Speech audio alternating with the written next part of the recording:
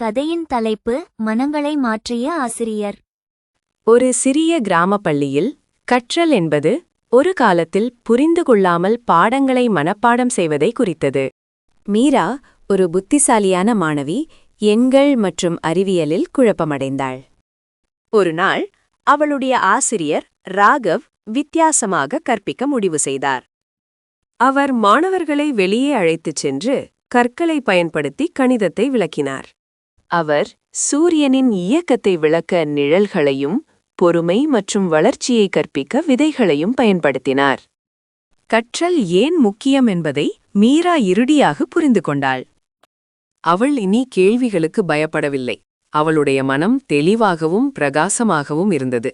பல வருடங்களுக்குப் பிறகு மீரா அதே கிராமத்தில் அறிவியல் ஆசிரியரானாள்.